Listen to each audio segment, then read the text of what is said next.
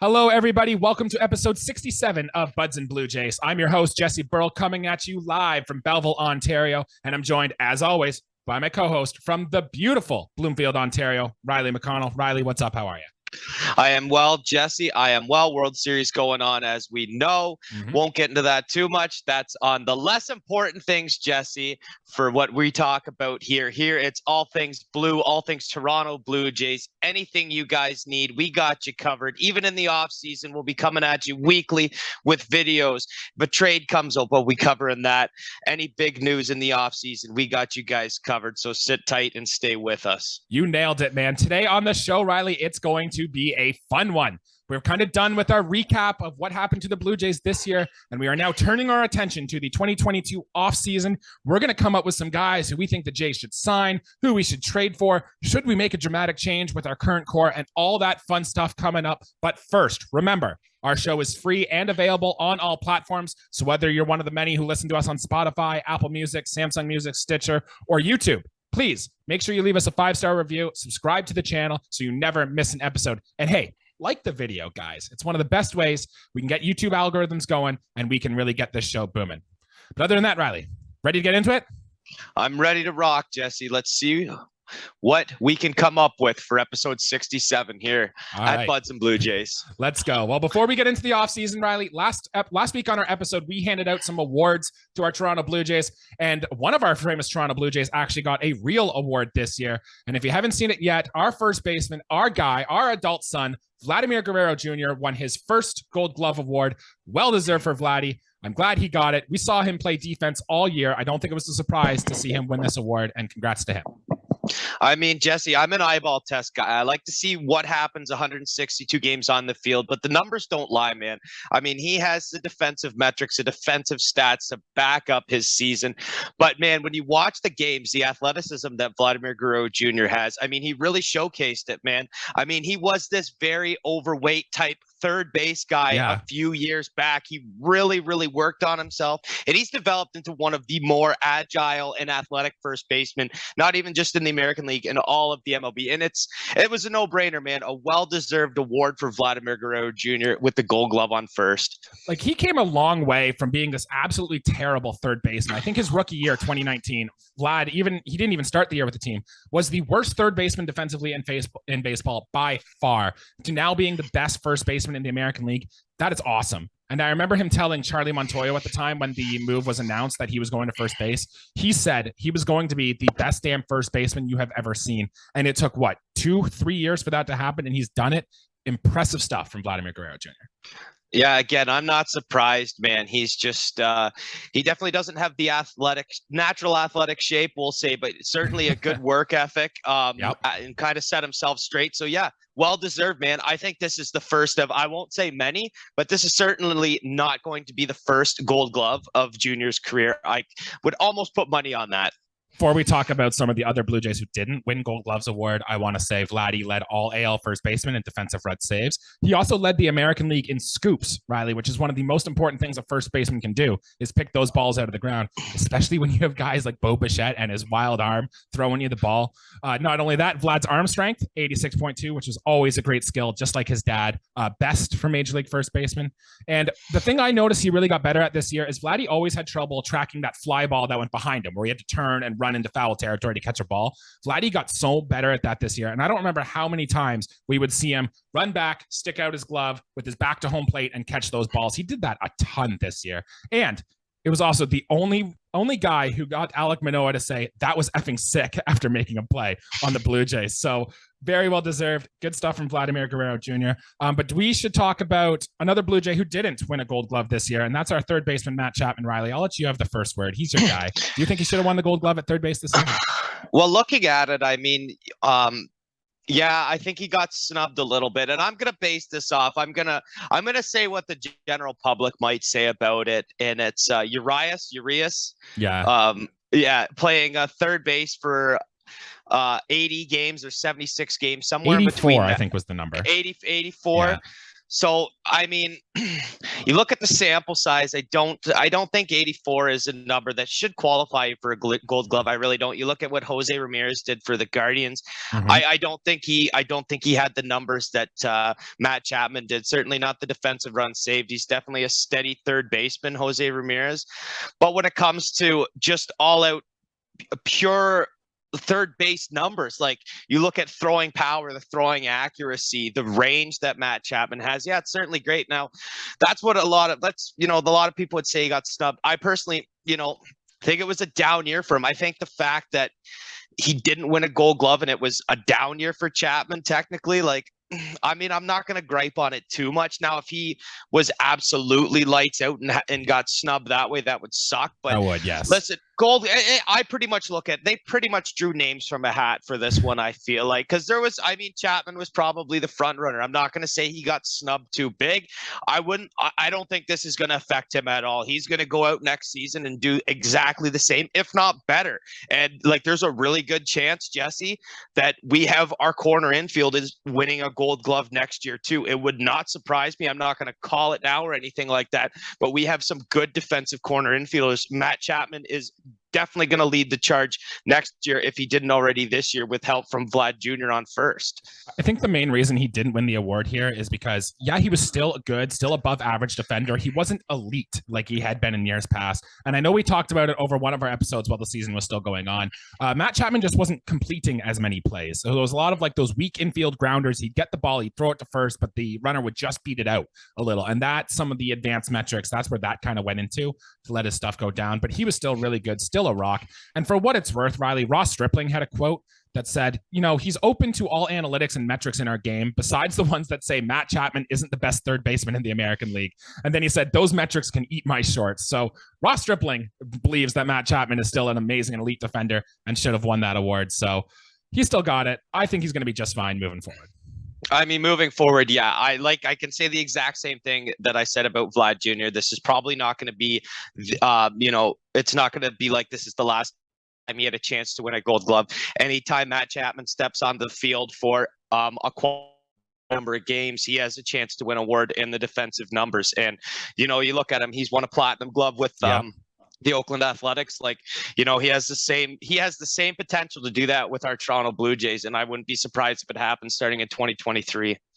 All right. Well, that's all the awards the Blue Jays got handed out. Congrats to Vladimir Guerrero Jr. He's got a second place MVP. He's got a Gold Glove. There's going to be a lot more hardware in the trophy case for Vladimir Guerrero Jr. going forward. But let's get into the meat of the episode here, Riley. The offseason's coming, and this is going to be a big offseason for the Toronto Blue Jays. But before we start naming names and what's going to happen here, we got to kind of set things up a little bit for the offseason. First, we got to talk money, and it's the offseason when we start talking salaries and playoff money. But as things stand right now, the Toronto Blue Jays have 10 players with guaranteed contracts for the 2023 season. So they are George Springer, Kevin Gausman, Hyun-Jin Ryu, Jose Barrios, Matt Chapman, Yusei Kikuchi, Jimmy Garcia, Whit Merrifield, Lourdes Gurriel Jr., and Anthony Bass, who has a club option for $3 million, but I would think the Blue Jays do extend that $3 million option on Bass. If they don't, it's a $1 million buyout. So unless one of these 10 guys is traded, all these guys will be on the team in 2023. You follow me so far? Yeah, man, we're good. Okay. The next one, the Jays have 13 players who are arbitration eligible. So these players are all under team control, but how much salary they're going to make is up in the air. So the Jays have to make a decision, come to an agreement with these players, or they run the risk going to arbitration closer to spring training. So here are the numbers, the 13 players and the average salary that MLB Trade Rumors projects for these players. So the Jays have to make a choice. Do we sign these players for this one, or do we cut them? Ready for the names? Let's shoot them, man. Okay. Teoscar Hernandez at about $14.1 million. Back-to-back Silver Slugger awards. I think we keep him for 14.1, especially on the last year of his contract, right? Yeah. Yeah. Raimel Tapia is set to make $5.2 million. Adam Simber, $3.2 million. Trevor Richards, $1.5 million. Bradley Zimmer, $1.3. Danny Jansen at $3.7. Vladimir Guerrero Jr. set to make $14.8 million. Tim Meza at 1.9. Kevin Biggio at 2.6. Trent Thornton at 1.1. Bo Bichette at 6.1, Jordan Romano at 4.4, and Santiago Espinal at 2.1. So I'd like to think the Toronto Blue Jays are going to come back with almost all of these players, but I've got 3 exceptions, Riley. I think the Blue Jays might choose to cut with instead of paying them the salary. Can you guess who they are? I'm gonna say that you went with Zimmer for sure. Zimmer for sure. 1.3 million for that guy, not a chance. I'm trying to listen, Jesse. I know as well as you do how this is a kind of a sneaky time because we got to try and add different players to this lineup. I wouldn't expect everyone to be back either, and I'm gonna guess another one is Espinal, Jesse. That's an iffy one. I don't know. See, for me, it would be Espinal. But who are your other two besides Zimmer? See, Espinal's interesting because he did really make an improvement this year, and I think the Blue Jays like his positional versatility. But we've talked about, Whit Merrifield's under contract next year. Kevin Biggio's one of these guys. Unless one of them is traded, I don't know if you're paying both of them the $2 million to get in there. But my other two, Trent Thornton, I think we've had enough with Trent Thornton paying a guy $1.1 million who's only going to pitch in Buffalo. He's gone. Get that garbage out of here. And the other one, Riley, was Raimel Tapia to me, which was fine this year. He had stretches where he was really good, but $5.2 million for what is likely your backup outfielder, for a guy whose range isn't that good, for a guy whose speed is just okay. The guy who can't really hit worth shit. I kind of think the Blue Jays might let Raimel Tapia go instead of paying him $5.2 million. I'm totally on board with you as far as Trent Thornton. I think that there's room for improvements on this ball club, and we're going to do it with a little more youth coming up. And I totally agree with you on Zimmer. I mean, he was twice a Blue Jay and maybe never again, hopefully never again. I still hope he goes on and becomes a successful pinch runner wherever he goes. The next one is a curious one, though. I mean, you have an outfielder. I got the point of having a plethora of second basemen, and I think it's either Biggio or Espinal. And for me, it might be Espinal, and it just goes Witt's a righty bat and Biggio's a righty bat, and Biggio has more time in the outfield. Yeah.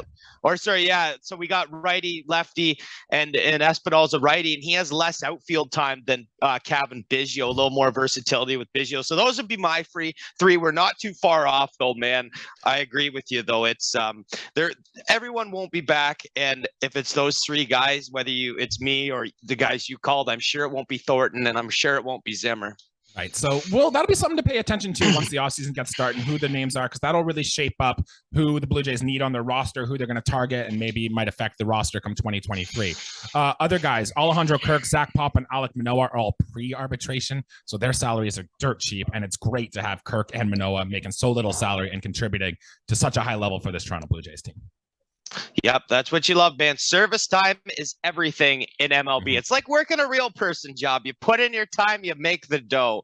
You're a rookie, you're a sophomore. Nah, man, you get just a little over hundreds of thousands of dollars. But you wait for Alek Manoah's big payday when it's like probably 2028 or whatever time he's going to make huge money, in 5 years time or whatever it will be. Yeah, he's an extension candidate too, so we'll probably talk about that as we get closer to spring. Maybe the Blue Jays decide to pay him money, but I think that'll all come down to what happens this offseason. So we'll touch on that as we get closer to the spring.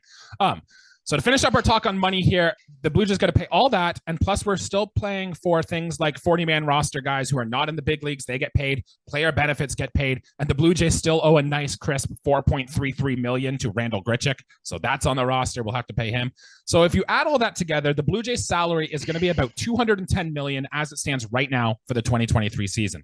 So the luxury tax, Riley, it's kind of fluid. There are tiers, and for each one you go over, the punishments get stiffer. So we've seen teams go over the first, sometimes even second tier, but they really like to avoid that third and fourth tier because that's when you start losing draft picks and stuff like that. So the first tier is set at $233 million. The second tier is set at $253 million. I think that's the max the Blue Jays are going to want to go to increase their salary. But with that being said, we can add about another $23 million this year, maybe even $40 million for the right player if it really does make the Jays better. And that's all if we don't do extensions to Vlad, Bo, Kirk, and Manoah. So a lot of stuff going on there. What I'm saying here is that the Blue Jays have room to add money, and I think they're going to do it this winter.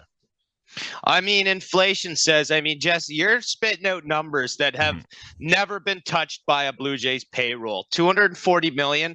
I mean, I don't have the numbers in front of me, but I can safely say I don't think the Jays have ever had a payroll over like 220 million. For a $200 million payrolls, and it was kind of a Yankees thing in the 2010s era, maybe a National League team, but it might be the new norm to have 200 million payrolls. And if we have to pay a luxury tax to compete, you know what? That sucks.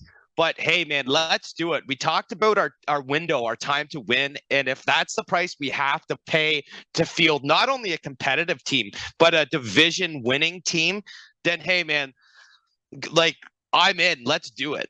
Flags fly forever, baby. The rich are going to keep getting richer. Let's just get those banners up in Rogers Center, because if we need one more player to take us over the edge, we should absolutely be paying that player and do whatever it takes to get them in here. So, Riley, with that being said, the team does have a few pieces that we are going to leave this roster via free agency right now. So right now, those three are Ross Stripling, Jackie Bradley Jr., David Phelps. Now, the big one here, obviously, is Ross Stripling, because you and I have talked a lot about how big of a contributor he was to this year. He was our number 3 starter, without a doubt. He was massive when Hyun-Jin Ryu left the rotation. So 2 questions, Riley. 1, should the Blue Jays offer him a qualifying offer? And if they do, we'll get him back, and he accepts. It'll be $19.65 million on a 1-year deal. And if we offer him the qualifying offer and he turns it down and signs with another team, the Blue Jays will get draft pick compensation. Or, Riley, do you think we should just flat out sign him to a free agent extension? Or do we just not even do either, and do we just let him go? Lots of questions there, Riley. What do we do with Ross Stripling? Listen, I'm not a fortune teller of any sort. But Jesse, as much as it pains me to say, I don't think Ross Stripling is going to duplicate or replicate the year he had for us in any way with us, with any ball club moving forward. And that sucks. He had such a great year. I'm a big Ross Stripling guy. I hope he, if he stays with us, if he doesn't, I hope he goes on and plays some great baseball and at least, survives in the league for 4 or 5 more years. But hey, I love the idea of qualifying him. I like the draft pick compensation. I think that's really important, especially with what's on the table for us. And trade rumors would be, some higher end prospects possibly down the road. I think that's important to, maybe get something if Stripling does walk. But I think we just qualify him, man. I think if he accepts that, that's great.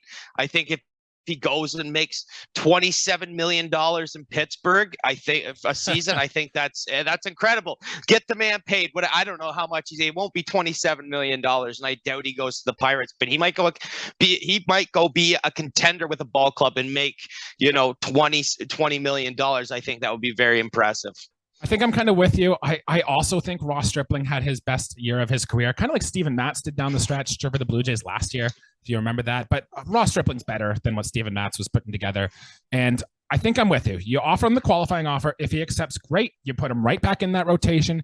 It goes well. The thing with Stripling this year is he really cut down his walks. He really cut down giving up home runs, which is great in theory if you can continue to do that. But a lot of that stuff is up in the air. I don't know. I get Marco Estrada vibes a lot from Ross Stripling. And when it fell apart for Marco Estrada, it really fell apart. So he might be able to put this together for another year, maybe 2. But like I said, he's already 32 years old. You don't want to sign him to a big 5-year deal that he might be able to get in what is a relatively weak starting pitching free agency market. So we'll see. Maybe the Blue Jays will be interested, but maybe at some point they just get priced out and then we just take the draft pick. I think I'm with you. Yeah, I think if the price gets to, if we are in the sweepstakes for him, it would be good to bail very early on something like that. I think it was a good guy to invest in this year in the 2022 season. I think moving forward, it might not be in our best interest. I think sometimes you just have to part with certain guys to make things work. And I think that's kind of where we're at, Jess. We're kind of on another stage of on this. Well, I mean, it's not a rebuild that we're in, but we're in a competitive spot. And we're trying to win. We now. might be absolutely. We might be better off without Stripling, as much as it pains me to say. We can replace him in other ways. Okay. Well, what about the other 2 guys? David Phelps, Jackie Bradley Jr. Any chance those guys come back, or are we just letting them go? I think that they're both gone. I mean, it's a matter of age, right? I think you can find other ways to replace players. I think it's baseball that are, that their days are behind them. One's a relief pitcher, one's a backup outfielder at best. So you kind of gotta, you can find guys, maybe we get get a guy with maybe less of a glove and get a switch hitter with more pop than Jackie Bradley Jr. Maybe look for a different kind of finesse arm in the bullpen. There's lots of different ways, man. I'm sure we're definitely going to sign some free agents. this offseason. There's no question about it. As to which level those free agents are, whether they're cusp, between AAA and MLB, that's one thing. Whether we sign a superstar, we can find ways to replace guys like Jackie Bradley Jr., though, for sure. Yeah, I'm kind of with you. I think they're both gone too. David Phelps was good this year, don't get me wrong, but he outperformed a lot of his peripherals, and he was always the 6th or 7th man in the bullpen anyway. An important role, but a guy I think the Blue Jays are going to try to fill with somebody else here. And Jackie Bradley Jr., I think you nailed it right on the coffin, man. There are a lot of guys who can play good defense, who can hit okay, who can run okay. Like, they'll be able to find another guy here in free agency, and hell, we might even name 1 or 2 of them coming up. So with that being said, Riley, let's turn our attention now towards the free agency, towards all that. What are the team needs? What are the areas you really think this team needs to improve on going into the offseason here? Bullpen, Jesse. I mean, we've ran this up and down for episodes on episodes, man. It's haunted us since I remember going to games when it was BJ Ryan and Kevin Gregg blowing games for us way back, man. Brian Talent haunts me forever. I mean, he might haunt you because he's 7 feet tall and about 180 pounds. He kind of looks like a gangly skeleton. But what haunts me, Jesse, is the fact that we don't have any consistency in these bullpens we've had, whether it's now, past, or whatever. We need to find something that works. I mean, we got Jordan Romano. We're going to bring him back, and he's going to do great things as a closer. As far as our full-time setup, man, it's still very much in the air, Jesse. I mean, Adam Simber is a great choice. I mean, Garcia still is a good choice. I wouldn't be surprised if Jimmy Garcia is our full-time setup guy next year. That's what it's looking like. But hey, dude, the options are endless. I mean, we could bring in a totally different guy to shake things up, man. But hey, like, you look at what lost us some games last year, whether that be down the stretch games, really important games, blowout games, doesn't matter. Like, we lost a lot of games on our bullpen. We did get a lot of saves from Romano. Yes. He was a great closer awesome for us. Yeah. He was great. But, I mean, we lost a lot of close games based off, just those one-run bloops, man, a rally in the 7th or 8th inning by the opposition and, couldn't score the runs back. And I think we talked about it leaving the playoffs too, that the Blue Jays do have a good bullpen. Like, Bass had a good year. Phelps had a good year. Simber had a good year. Garcia had a good year. We just need more guys, just period, full stop. Like, we need more depth. We need more guys, especially as we get into the playoffs, because all that's going to matter for the Blue Jays next year is how we do in the playoffs. And having more elite relief pitching is just going to help you. And what's the quote in baseball? You can never have too much pitching depth. I think that really applies here, and we do need some more relief pitching. I think that's number one. I also think the Blue Jays are going to try to acquire more starters, especially if we let Ross Stripling go, because that puts our rotation at Manoah and Gausman, who are awesome. Jose Barrios, Riley, we talked a lot about Barrios. He's going to be in the rotation next year, but there's a big question mark. And then after that, Yusei Kikuchi, Mitch White, both were quite terrible this year. Is Nate Pearson going to be ready to start? I also don't think so. And unless you're going to call up Ricky Tiedemann right out from Double-A, where he's only made 8 innings, to start in the big league club next year, this team is really, really lacking starting pitching depth, and I think we're going to need to target some there as well. Yeah, I mean, you can look at it the same way as the bullpen. We could go out there and see Manoah and Gausman absolutely walk all over, but then come the next game in the series and we got Kikuchi or we got Mitch White and we're riding good games. Maybe we won one and lost a close one because we just couldn't get the run support or whatever. It seemed like that when Gausman was pitching anyways, but say we got Mitch White on the hill for the rubber match, game 3 of a 3-game set. Like, we lost those games, man. In a 3-game series, if we had those 2 guys to start, Gausman would lose a funny one. It just happened this year. We'll say Manoah was great. And then the next guy up was a Mitch White, was a Yusei Kikuchi. And like, dude, more often than not, we lost those ball games. Mm-hmm. I'm not saying it was with Mitch White, it was a for sure loss. Yeah. He did not record a win as a Blue Jay. At least Yusei Kikuchi had won ball games for us. I mean, I won't crap on him too hard, Jesse. Kikuchi made a decent recovery towards the end of the year. He got hit hard for about 2.5 months. Yeah. And I think he finished the year fine. I want to give him he gets a shot for me to pitch in the rotation, but for sure you want to have some, backup plan in place or something. I definitely think going after a starting pitcher arm is going to be crucial for this ball club as much as it is going after 2 solid bullpen arms. Anything on the offensive side of the ball, Riley, do you think the Blue Jays could improve their club with? I mean, a lefty bat is always nice. If what you say is true, Jesse, and we do not offer that contract to Tapia, that is a left-handed bat. We are down. George Springer, right. Bo, right. Kirk, right. Vlad, the list goes on. We got right-handed bats coming out the wazoo. Is our best left-handed bat Cavan Biggio? Probably. Should it be in our batting order? Well, no, like maybe we go after a good lefty stick, Jesse. I mean, we just were talking about a guy to replace Jockey Bradley Jr. Mm-hmm. Could that be an option there too? I mean, there are plenty of players up and down major league systems that we could locate, man. And I mean, that would be it for me. If we want a lefty bat, that would be something to go off of. I mean, we got to surround our core players. We got a good group of core players, man. We had the player in Bo Bichette who led the American League in hits 2 years in a row. Yes, Vladdy had a down year, but who knows how many home runs he gets next year? He might have a 900 OPS next year, Vladdy Jr. Let's go. Like Vlad Jr. is just going to do good things. This was a down year for him offensively. He's going to do good things next year. And like maybe Kirk is going to turn it back around, maybe a 15 home run campaign for him, something along those lines. Let's see, man. And if we do have both catchers, there's Jano too, who had, an injury plagued year, but did some great things, man. All right-handed bats though. A lefty bat would be nice. I kind of think you're right. I think those are the three main takeaways we need to go looking into free agency to improve this team. But Ross Atkins did say he's not really that concerned about how right-handed heavy his offense is because they still hit right-handed hitting pretty well. He did say, though, he wants to get a different kind of hitter into the lineup, and he made that exact same quote when the Blue Jays traded Randall Grichuk for Raimel Tapia. He said he liked Tapia more because he was a different kind of hitter than Randall Grichuk, and I really do think the Blue Jays are going to target players like that come free agency, including one of the names I have for you coming up a little later in this episode. Some other positions, Riley, that I think are a little minor. We do need more outfield, preferably a guy who can run, who can play good defense. If we get anything from the sticks, that's a bonus, especially someone who can play good defense in center field. So if we have to move George Springer to right and Teo to left, we have that option.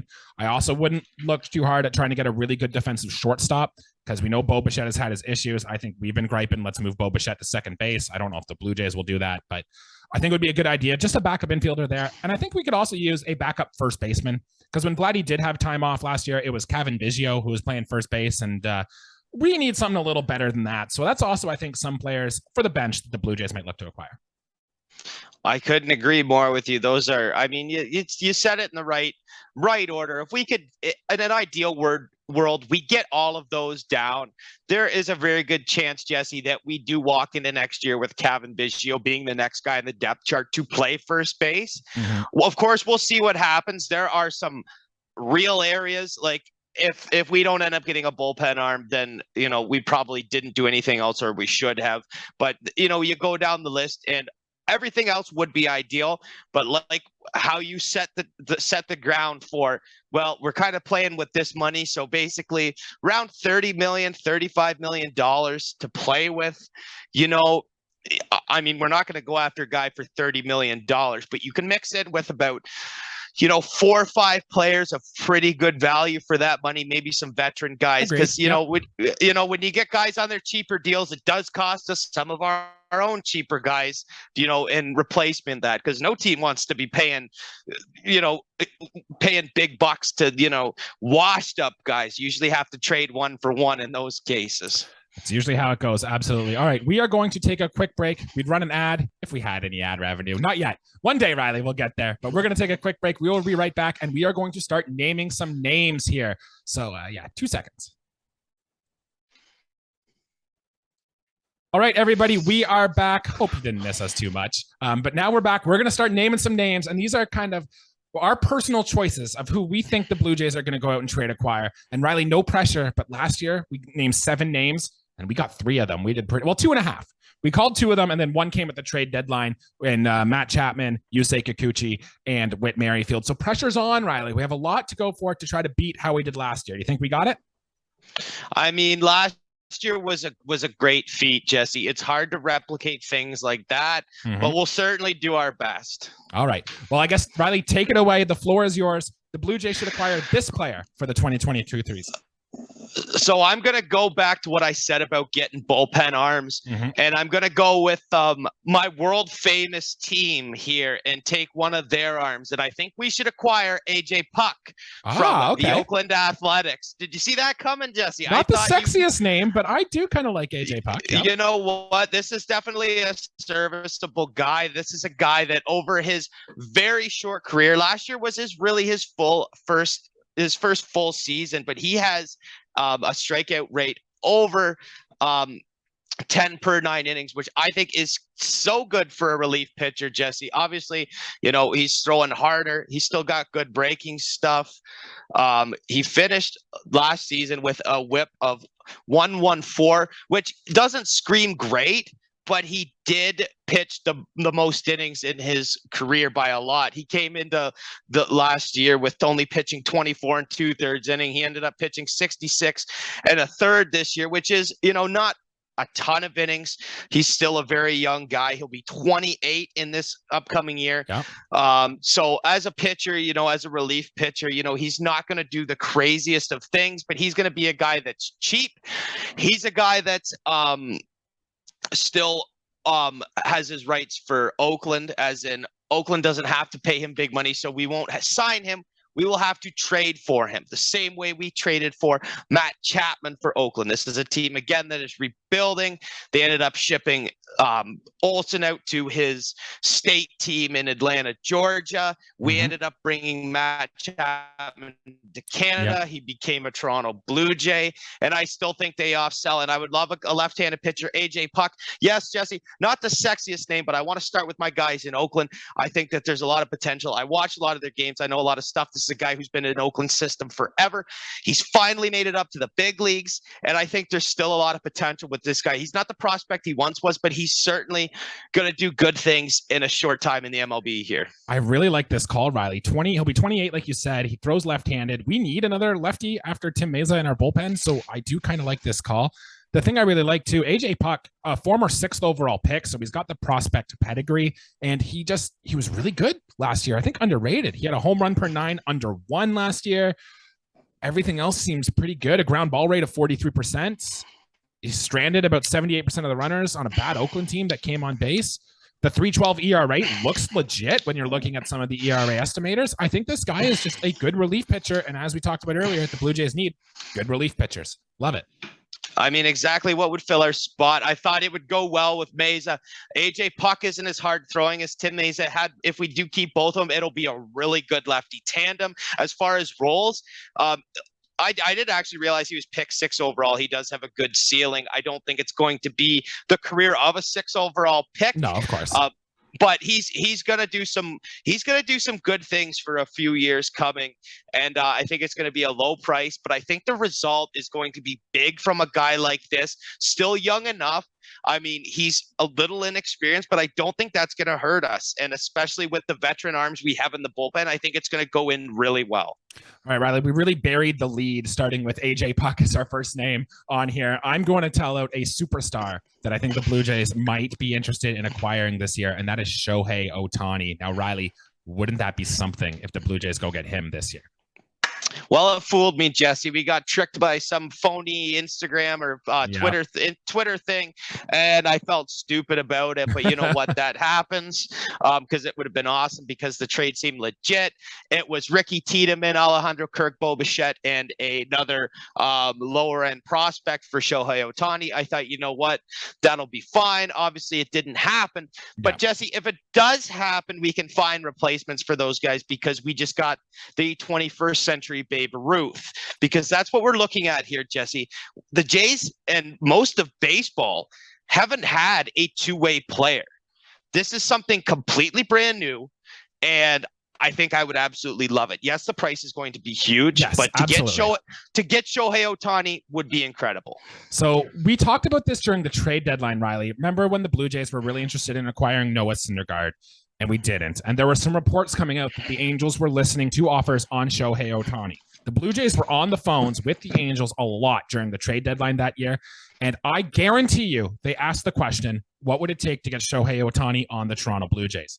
Now, The trade deadline came and went. The Blue Jays didn't trade for Shohei Ohtani, but I do not think it was an accident they decided to hold on to Gabriel Moreno, Ricky Tiedemann, or Elvis Martinez, and I think the highest end prospect we gave away was Nick Frasso. That is not an accident. The Blue Jays are going to go back and try to talk to the Angels about Shohei Ohtani. We've already seen some buzz, some rumors going around on the internet that the Blue Jays are top on the list of Shohei Ohtani. There have been reports that Shohei Ohtani went back to Japan, kind of seems upset with the Angels' direction, that he wanted to win with the team. And Riley, I don't know if you remember, but when the Angels came to Toronto late in the year and the Angels swept Toronto, Shohei Ohtani pitched one of those games. And he was quoted after the game saying stuff along the lines of, I love the city of Toronto. I thought this place was great. He loved his battle with Alek Manoah. He thought the Blue Jays were doing all great things. He even added some quotes saying he loves the direction the Blue Jays are heading in.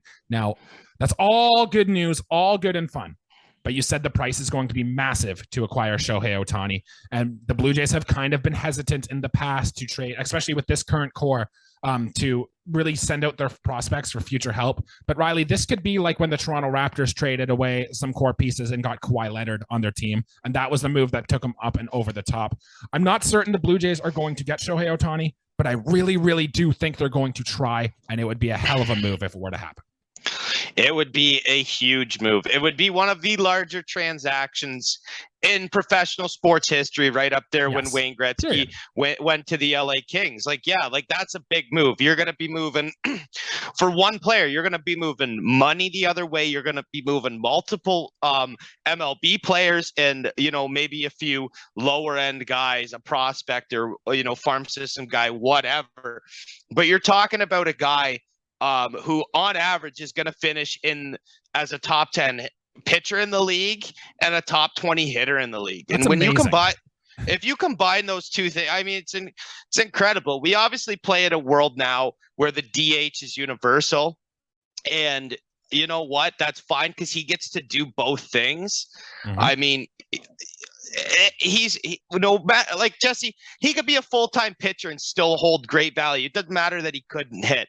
He could be a great hitter and, you know, not throw one baseball, and he's still going to be a high-valued player, Jesse. It's one of my favorite quotes of all time, which is if Paul McCartney didn't write one song, didn't sing one word, he would still be considered one of the best bass players in classic rock history. Yeah, I love Paul McCartney as well. Shohei Ohtani is the same thing. He doesn't have to throw a baseball over home plate to prove he's cutting in and out here, man. I'll take it from here. But basically what you're saying, yeah, Shohei Ohtani is awesome. The only downside here is that he is a free agent after next year. So if you are trading for Shohei Ohtani, you're going to want him to have a contract extension. And if you give Shohei Ohtani a contract extension, it's going to be hard to give one to Bo, to Vlad, to Alek Manoah. And a guy who does both, Riley, there is always an injury risk there. So it would definitely be a franchise-changing trade if the Blue Jays decide to go that route. All right, with that being said, Riley, give us your next player. Who do you think the Blue Jays should go to acquire coming into next season? We just talked about this guy, Jesse. It was a guy who was previously owned by our Toronto Blue Jays. We got him in a key trade earlier. And a guy's career later, that was R.A. Dickey, and that would be Noah Syndergaard. I think that we get a Noah Syndergaard, and you might be thinking, Jesse, you know, he's had injury-plagued years. He's not the same pitcher he was, but I think, Jesse, that it could be very much, you know, a comeback coming to Toronto. I think that would almost right the ship for him. I think he did a lot of good things the last 3 seasons. Yes, there has been the injuries. The velocity is down, but he's almost developed himself into a pitcher that did really improve on his breaking stuff later on in his years. He was a guy who just blew the fastball by. He's developed a good off-speed pitch, a good breaking pitch to go with that. Noah Syndergaard is not by any means, you like to say, a sexy name anymore. He was, you know, a few years ago. He kind of lost his value, his brand, as you will, as that guy, but he's still very much a guy who could tear it up. And I believe if we get Mr. Noah Syndergaard back on this club, it could do a lot of good things for our rotation.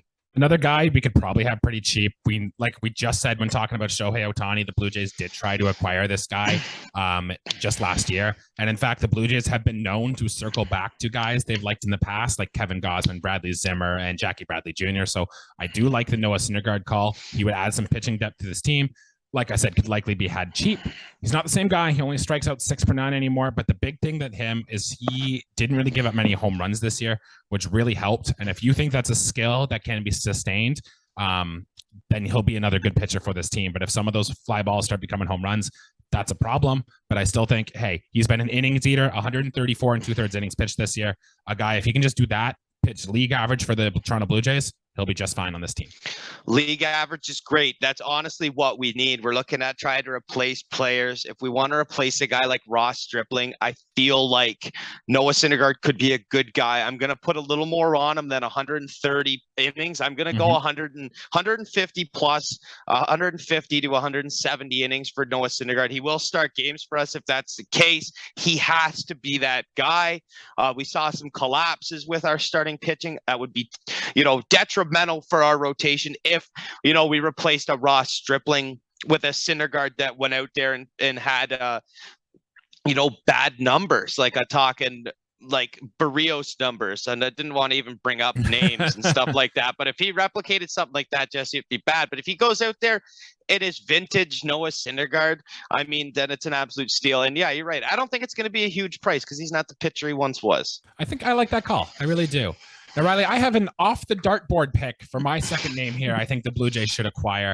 And I don't see many people talking about this one. And I really think there is a sneaky chance the Blue Jays go get this guy. And that is David Fletcher of the Los Angeles Angels. Ooh. That's an interesting one for you.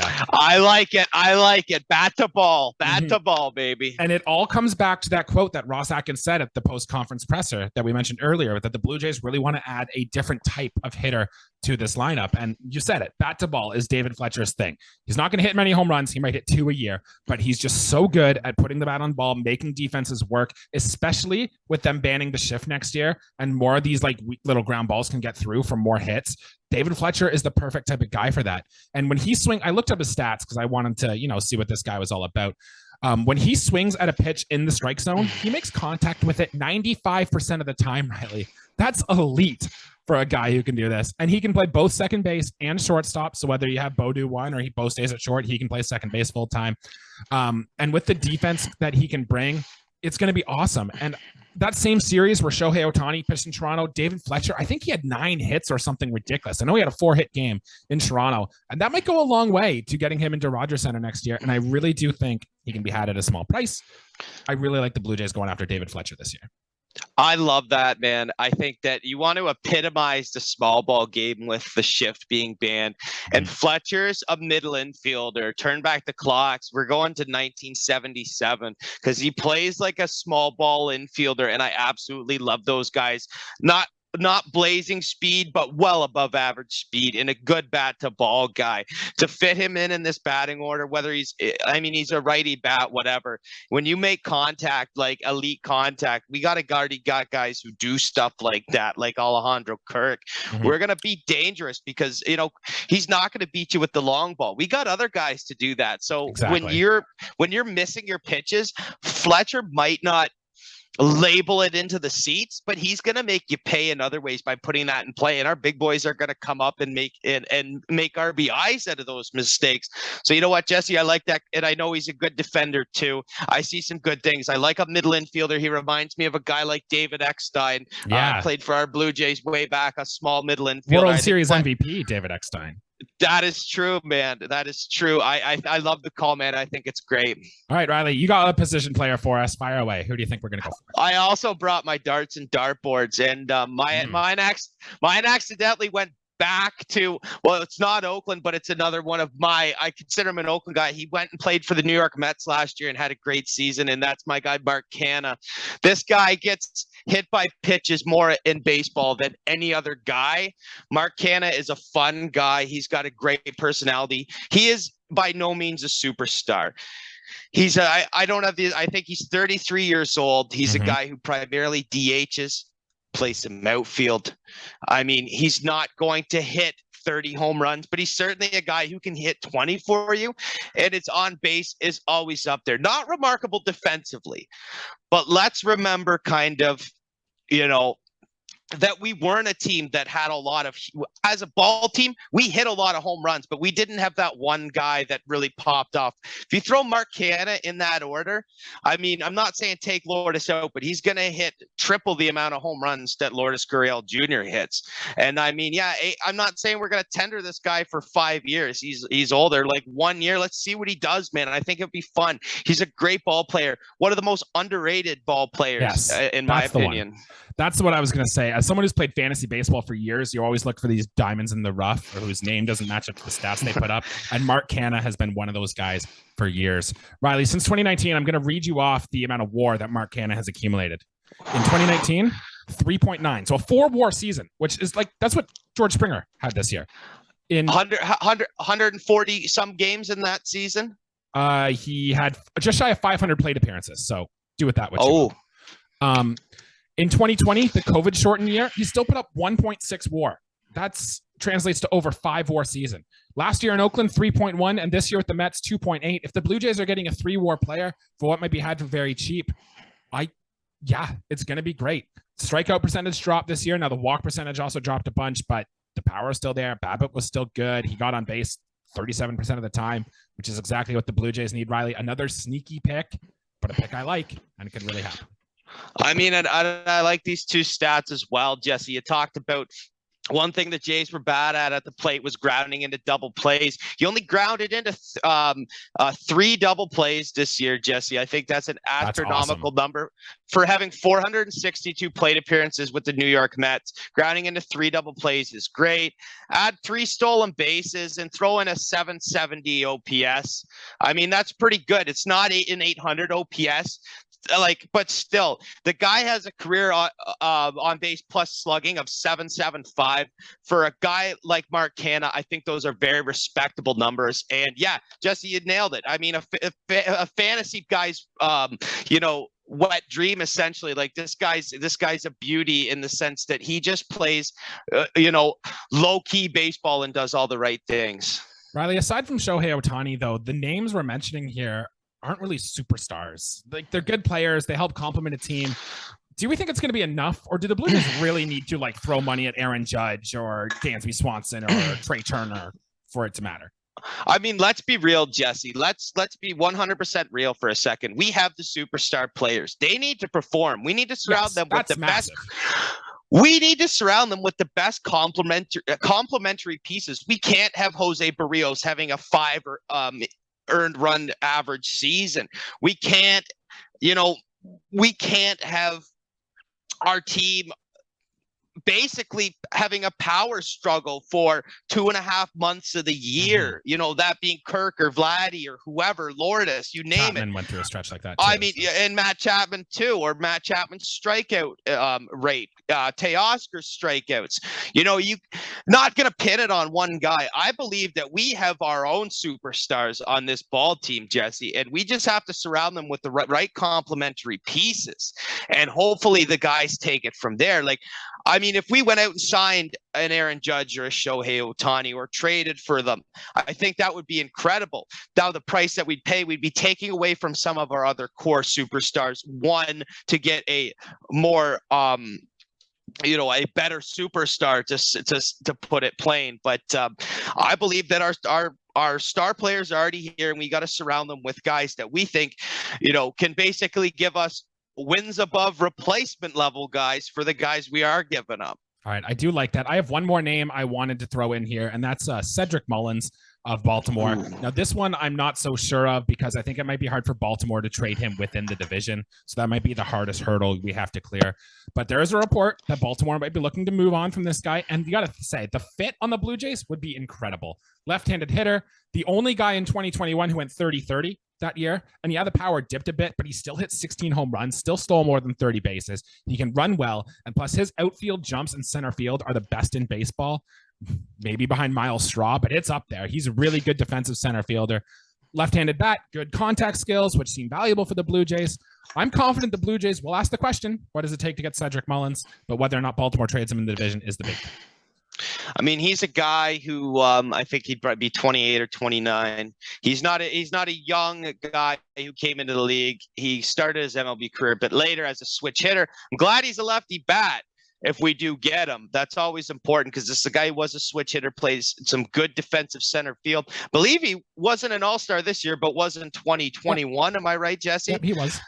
So a guy that we know can do great things. I mean, personally, we've seen it. I mean, to get him though, it would almost be weird. I'm a firm believer in you don't trade in the division. I mean, the only time you really see moves like that is when the Yankees and Red Sox kind of went free agent signing in the mid 2000s. Yeah, Jacoby Ellsbury and those guys. All that stuff just ridiculous. I mean, those are just some unwritten GM rules. But whatever. Maybe this is a new generation of whatever. But Cedric Mullins would be a really interesting one. He would be a player unlike we have on this ball club, and he does have the potential for some pop, Jesse. And he will, I believe, he gives us, better defensive metrics than George Springer, who still puts us in the plus column for a center fielder. Yeah, move him to right field in this scenario here. It could happen. I do have some honorable mentions, Riley. We don't have to spend much time with them, but I'm just going to read them off. Chris Bassett, one of your Oakland guys who pitched for the Mets last year. Good innings eater, and the Blue Jays need depth. He could do that. Cody Bellinger is another name. Elite defensive center fielder, a guy who was former MVP, who's kind of lost it the last 2 years, but I think maybe, you get him with the right hitting coach. There could be some talent in there. Dansby Swanson is a name I really like. I just think it's going to be too much money. The cost is going to be too much. We already have a shortstop, so I want to say I like him, but I don't think it's going to happen. Now, Andrew Heaney, pitcher of the Dodgers, is a guy I like. Elite strikeout numbers. Yeah, the walks might be a little high, but the innings were always a little low. But I think someone's going to see that strikeout upside and give Andrew Heaney money. Chad Kuhl of the Dodgers, I think get him, or not of the Dodgers, of the Rockies, get him out of Coors Field. That slider that Chad Kuhl has is one of the best individual pitches in baseball.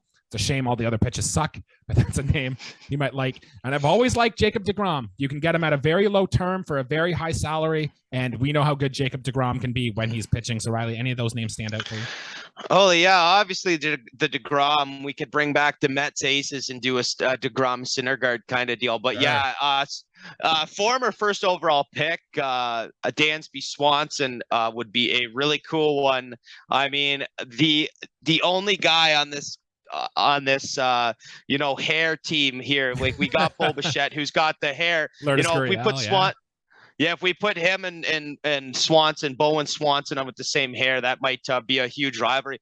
I like it, Jesse. At the end of the day, man, there's really no right or wrong. Of course, Jesse, you and I are always right as far as things go. We usually get a pretty good view on stuff. I'm sure based off one of this, we'll back the truck, see where we're at. But I'm sure one of these guys might be a Toronto Blue Jays. There's always that chance at it, man. But who knows? We could be completely wrong. We could end up with Aaron Judge. We could end up with Ohtani. Sure. I mean, the possibilities are endless, dude. We're taking educated guesses here at the end of the day. There are some names that the Blue Jays have liked in the past.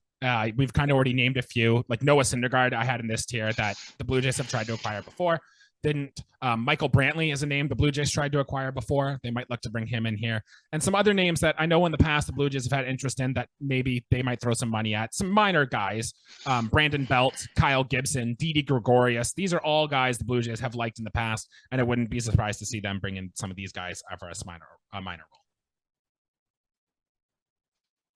Yeah, I agree, man. And those were some veteran guys. Didi Gregorius, another guy, middle infielder, who did some good things in small Yankee porch. He did some things with the Phillies and early in his career with the D-backs. So, yeah, man, absolutely. Like I said, possibilities are endless, man. We still got a few months down the road. Might be not very busy until the actual 2023 calendar year hits.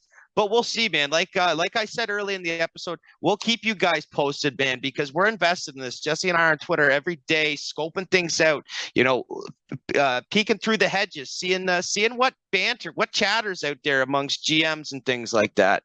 Well, Riley, we talked a lot about what the Blue Jays should add to this roster. The Blue Jays are almost definitely going to make some changes. And I got 5 true or false questions here for you. And just tell me what you think if this is going to be true or false coming into next season. Ready? Let's have it. All right, true or false? The Blue Jays will open spring training in 2023 with all 3 of Alejandro Kirk, Danny Jansen, and Gabriel Moreno still on the roster. I think this one is going to be false. I don't know who it's going to be. I really think that Kirk's going to still be there because, well, of a ton of reasons. He's still extremely young and an elite style catcher. He's got great potential. It might be Jansen. It might be Moreno. I don't believe that all three of them are going to be there. I think I'm on the same page as you, although I don't think it would be a problem if we still had all three on the roster coming next year. True or false? The Blue Jays will open camp with all three of Cavan Biggio, Santiago Espinal, and Whit Merrifield on the roster. I'm gonna go false again, and I think there's a greater chance that we do have all three of them. Depends on if we do opt to bring both Espinal and Biggio back. I really think there's less value in those guys. I think if we keep them all as platoon players, the same thing we did this year in 2022. I think in 2023 and moving forward, well, more so just in 2023, we kind of use those three guys in the same kind of area. But I think there's a chance, but I'm still going to say false. I'm going to say false as well. I think there's a real chance two of these three guys, with maybe the third guy who's left around being on the bench to start next year. True or false, Riley? The Blue Jays will open 2023 with two of Yusei Kikuchi, Mitch White, and Nate Pearson in the starting rotation. Oh, man, I think, Jesse, I want to say that that's going to be false as well. Let's look at what we have. We know who our three guys are going to be. We're going to have Gausman, I think Manoah, Gausman, and Barrios. And then from there, I think it's going to be Kikuchi and a player to be named. I think that's what I'll call it, a player to be named. I don't think it's going to be Mitch White. If not two players to be named, honestly, the Blue Jays really need to do work there. True or false? The Blue Jays will enter spring training next year with all three of Teoscar Hernandez, Lourdes Gurriel Jr., and Raimel Tapia on the roster. I think this one's going to be true. I do think that we should, and I think I know that you said we might not bring Tapia back. I don't think it's going to be a bad thing. I think the price isn't too high. I think Tapia was heating up at the end of last year, and I think he's got something to offer, man. I mean, he hasn't had a whole big shake of his career yet. He's still under 30. He played for not a good Rockies team. He didn't really get a chance to start with us. So give him some opportunity. We'll see I think he's going to have a good spring training. He finished the year off good. I say true. Okay. I'm going to go false on that one. I kind of think Lourdes Gurriel Jr. might go, but we'll see. He's still under contract, cheap deal. I don't know. I'm just shooting darts there. True or false? My last one here. Gabriel Moreno, Ricky Tiedemann, and Orelvis Martinez will all still be Blue Jays by opening day. So my hope is true. And if a big trade is to happen, it will totally be false, because we're going to lose one of those guys, if not two of them in a big deal. But I personally, Jesse, don't know if that deal is going to happen. A huge deal. I'm talking an Ohtani deal. It might happen. So you know what, Jesse? I'm going to say false on the optimism that something big is going to happen. All right, yeah, put those good vibes out there. Let's see what happens. If we got to keep one, I hope it's Ricky Tiedemann. But we'll see. Teams always want pitching, and Tiedemann looks like a guy. So we'll see about that. I think all we know, Riley, in kind of conclusion here, that this Blue Jays team, even though a lot of the players are still under contract, is going to look very different come next season. And I think whatever happens in this offseason is going to go a long way to determine if the Blue Jays are going to win a World Series with this core of players. So I don't know. We're going to have to sit back and see. Once this World Series is over, we can finally get to doing some transactions, and we're going to talk a lot about it going away, and there will be a lot of Blue Jays stuff going on throughout the winter. An absolute ton. I mean, Jesse, we might not even have to come up with material. It might write itself for us, depending on how this offseason goes. There's a lot of potential, man. At the end of the day, like I said, we got our core guys. Let's surround this with some veteran talent, maybe some more young talent. There's plenty of strings to pull in this, Jesse. I mean, we didn't miss out by that much. We had one bad playoff series. We ran into some problems middle way through the year. We finished the season just fine. We're under a new manager who managed half a year essentially. I think that there's a lot of potential heading into 2023. I agree with you, man. I'm excited to see what the future holds, and we're going to get the excitement built up again for opening day next year. That'll do it for our episode here today. Thank you, everybody, for tuning in. Once again, remember to like and subscribe to the channel. Leave us a 5-star review on those podcast streaming platforms, and feel free to leave a comment down below. Tell us who you think the Blue Jays are going to sign. Are we missing somebody obvious? Do you like our bold calls? Do you think we're full of shit? Like, you tell us. Let us know.